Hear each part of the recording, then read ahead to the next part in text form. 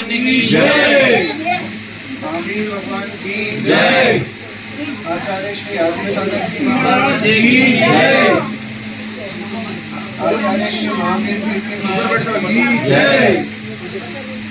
तथा श्री सम्राट आचार्य श्री सन्मति सागर जी महाराज की जय।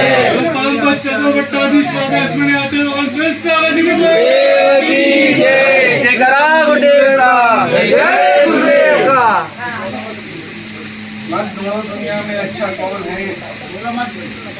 तो भाई शांति रखो, नासी ना हो बोलते तो मैं ये आदमी बड़ा गला वाला है। ढूंढो दुनिया में सबसे अच्छा कौन है। अपने भीतर देखो, अपने से अच्छा कौन है।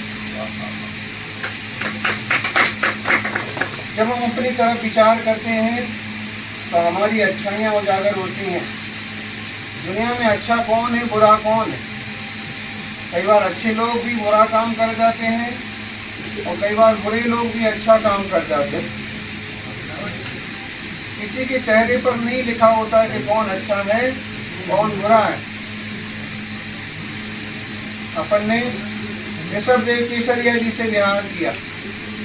केसरिया जी मंदिर में अच्छे अच्छे कपड़े पहन करके लोग खड़े हैं, धोती दुपट्टा पहन के खड़े हैं, लेकिन उनका चाल चलन देखो तो आम इंसान से भी गिरा हुआ, चिल्ला चोट वाला, वो हल्ला वाला। और अब यहाँ गांव में आके देखो तो आदमी एकदम सादा कपड़े पहने, दुबले पतले हैं, लेकिन उनमें भी विनय है, भक्ति है, सम्मान की भावना है। अपन जिस घर में बैठे हैं, किसका ये घर? रूपा भाई का ना रूपा भाई भील। रूपा भाई भील। रूपा भाई भील। और उन्हें अपना पूरा घर मुनि संघ के लिए, छाया के लिए, विश्राम के लिए प्रदान कर दिया। आपको मालूम है एक भाव वो था जब महावीर भगवान भील की पर्याय में थे। कौन सा था उनका जन्म? जब वो भील थे। और भील भी ऐसे सादे नहीं, शाकाहारी नहीं, उस जन्म में शिकार करने वाले थे। लेकिन ऐसे मुनियों का सानिध्य मिला और उनका जीवन बदल गया। कई जन्म लेने के बाद वो महावीर भगवान बन गए। वही महावीर भगवान कहते हैं हर आत्मा परमात्मा बन सकता है। हर आत्मा के भीतर भगवान का वास है। दुनिया में किसी को छोटा मत समझो, किसी को बुरा मत समझो। हर एक का विकास हो सकता है। व्यसन करना, मांस मच्छी खाना, ये अपने जीवन के लिए बहुत नुकसानदायक है। इसलिए जीवन में कभी भी ऐसा कोई काम नहीं करो कि किसी को तकलीफ हो, किसी को दुख हो, हमारे कारण से कोई परेशान हो। भगवान से एक प्रार्थना करो कि हमारा जीवन भी अच्छा हो और दुनिया का प्रत्येक प्राणी सुखी रहे, कोई भी दुखी ना हो। सराड़ा जाते वक्त, और सराड़ा पहुंचना तो बहुत कठिन था, इतनी धूप में चल के जाना बहुत मुश्किल हो जाता। तो ये कौन सा गांव है? सदगड़ी। यहाँ पर विश्राम हो गया। सराड़ा के कौन कौन है? और सराड़ा वाले खूब दिन से लगे, ये लोग बहुत दिन से कोशिश कर रहे हैं कि हमारे गांव में ही पहुंच जाए, वहीं चर्या हो जाए। लेकिन नसीब किसका लिखा है? नसीब इन गांव वालों का लिखा था। और यहाँ पर आके संग बोलते ना, वो नागफणी के लिए और भी 2-3 अतिशय क्षेत्रों के लिए बोले भगवान को बैलगाड़ी पर बिठा के ले जा रहे थे। और भगवान के देवताओं ने कहा पीछे मुड़ के नहीं देखना, पीछे मुड़ के देखोगे तो भगवान वहीं रुक जाएंगे। तो बोले नागफणी वाले भगवान वहाँ रुक गए, कुंडलपुर वाले बाबा वहाँ रुक गए। ऐसे और 2-3 किस्से हैं। तो आप लोगों ने भी पीछे मुड़ के देखा।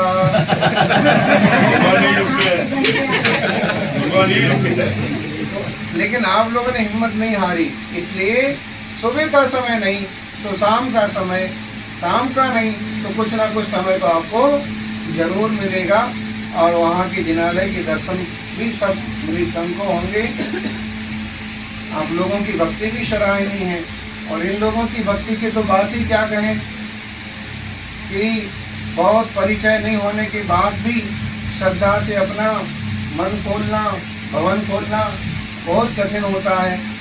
तो ऐसे सभी जीव भक्ति करते हुए भगवान की आराधना करें और खुद भी एक दिन भगवान बने, यही मंगल भावना। सभी का मंगल हो, सभी का कल्याण हो, सभी सुखी रहें, ऐसी हम प्रार्थना करते हैं। और शराड़ा के बाद क्या आएगा? कीचड़ के बाद और ऐसे ही सब आते जाएगा और अपन पहुंच जाएंगे पंच कल्याण प्रतिष्ठा महोत्सव के लिए वल्ली गांव में। वल्ली छोटा सा गांव है और वहाँ पर भगवान का मंदिर बना और वहाँ प्रतिष्ठा भी होगी। और 28 तारीख को उनका कार्यक्रम प्रस्तावित है। जावद वाले भी थोड़ा सा समय चाहते हैं, अगर वो सीधे सीधे चलते रहे तो उनको भी हो सकता समय मिल जाए। जाओ तो स्वामी के बीच में आना ही आना है। आएगा नहीं, अगर वो आदमी टेढ़े बनेंगे तो अपन हो गया फाइनल। वो टेढ़े एक दिन स्वामीनाथ भगवान का मोक्ष कल्याणक भी है तेरह से। अच्छा, तो कल नमीनाथ भगवान खमीरा में गुरुदेव के सानिध्य में बड़ी प्रतिष्ठा हुई थी। आज बड़ा मंदिर है और नमीनाथ भगवान का मोक्ष कल्याणक महोत्सव भी कल मनाएंगे। और आप देखो इस छोटे से गांव में ये ममता जी सोगानी बैठी हुई, जयपुर की, ये जापान रहती है। और इस छोटे से गांव में जापान के लोग आने का कोई कारण है? कोई जापान से यहाँ कौन आएगा? वो जापान से आ गए। ऐसा तो भूमि का योग कहो, संघ का योग कहो, जीवों की होनार कहो। आज कितने सारे जीव मुनियों के दर्शन करेंगे, शाकाहार का व्रत लेंगे, व्यसन त्याग करेंगे और उन सब जीवों का भी मंगल होगा। सभी का मुनिराज तो कल्याण करने के लिए निकले हैं। परिश्रम तो खूब हो जाता है। अभी जो साथ में चल रहे थे उनको पता होगा है कितनी थकान होती है, कितनी धूप लगती है, कितने पाँव छिलते हैं, खून निकल आता है, चक्कर आ जाते हैं, फिर भी अपने तप त्याग के रास्ते पर दिगंबर साधु चले जाते हैं। आप सब भी छोटे छोटे नियम भले लें, लेकिन उस नियम का, धर्म का अच्छे से पालन करें, यही मंगल भावना। और उसमें भी तप की बड़ी प्रशंसा की है। रत्नत्रय, सम्यक दर्शन, सम्यक ज्ञान, सम्यक चरित्र और महान तप के बल पर आत्मा परमात्मा बन जाता है। आज धरती पर चलते हुए भगवान कब सिद्ध भगवंतों की श्रेणी में शामिल हो जाएंगे, वो दिन भी दूर नहीं है।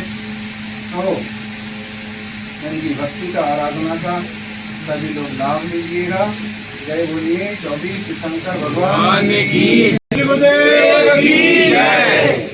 शरणा को स्वामी जी रात्रि विश्राम और विश्राम का मौका देना। पूरा चार्ज लाना।